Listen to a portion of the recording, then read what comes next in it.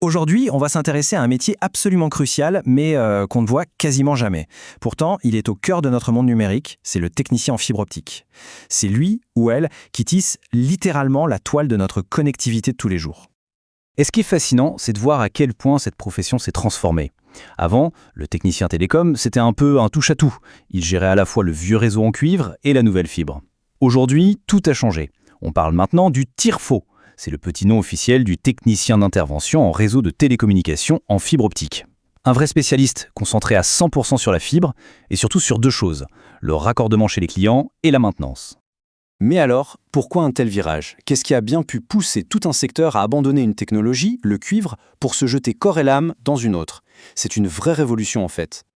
Eh bien la réponse, elle est simple et énorme à la fois. Ce n'est pas juste une petite mise à jour technique, non, c'est le résultat d'une ambition nationale, d'une véritable migration numérique à l'échelle de toute la France.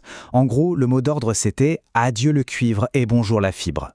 Et attention, ce n'est pas quelque chose qui s'est fait du jour au lendemain. C'est un projet gigantesque, le fameux plan très haut débit, lancé dès 2013. L'idée, c'était d'organiser méthodiquement la fin du cuivre. D'abord, on a arrêté de vendre de nouvelles lignes cuivre. C'est la fermeture commerciale.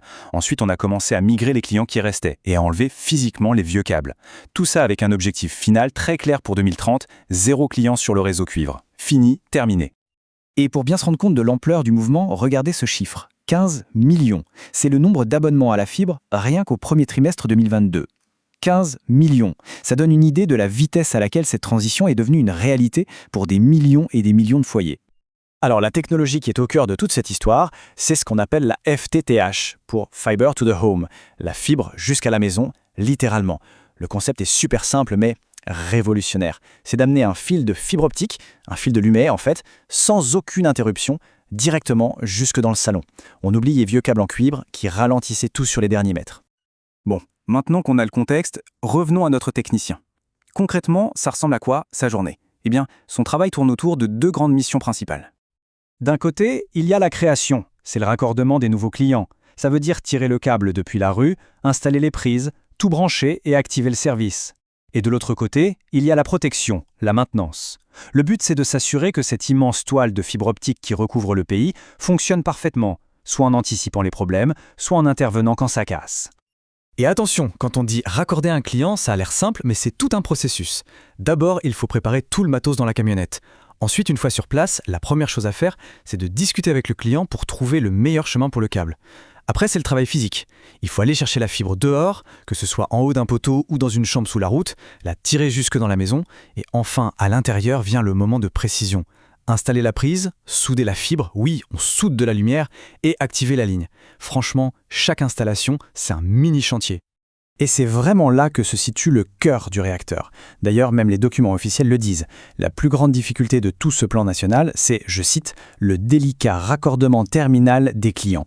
C'est le fameux dernier kilomètre. C'est le moment où la grande infrastructure nationale doit se faufiler dans chaque appartement, chaque maison, et c'est là que tout se joue. Ce qui nous amène tout naturellement à une question. De quoi a-t-on besoin pour faire ce métier? Quelles sont les compétences requises? Et on va voir que la technique, ça ne fait pas tout, loin de là.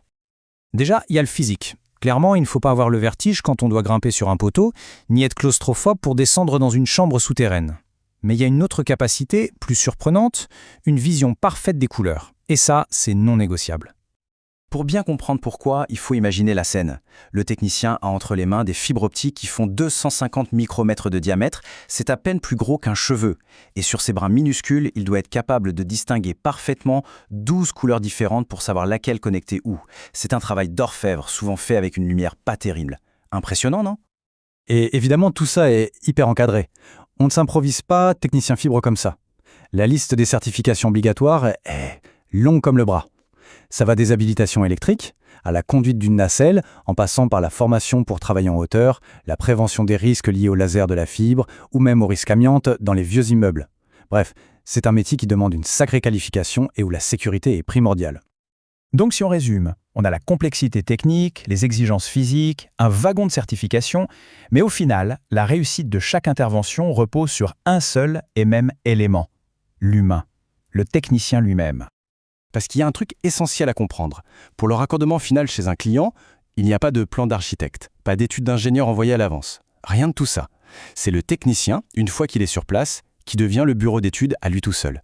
C'est lui qui doit analyser la situation, imaginer le parcours du câble et prendre les décisions pour trouver la meilleure solution. Tout ça en direct. Et c'est précisément pour cette raison que les compétences humaines sont aussi capitales que la maîtrise de la soudeuse à fibres. Il faut être un bon communicant pour expliquer ce qu'on va faire à des gens qui n'y connaissent rien. Il faut être un bon négociateur pour trouver un accord sur où faire passer le câble sans défigurer un mur. Il faut savoir improviser face à un imprévu. Et bien sûr, il faut être super organisé pour gérer son planning de la journée. C'est un vrai couteau suisse. Finalement, toute cette histoire nous amène à une réflexion un peu plus large. Le technicien fibre, c'est en quelque sorte le visage humain de notre infrastructure numérique. Et ça pose une question intéressante, alors que notre monde se numérise à toute vitesse, quels sont les autres métiers, comme celui-ci, qui sont en train de devenir, dans l'ombre, les véritables piliers de notre société connectée ?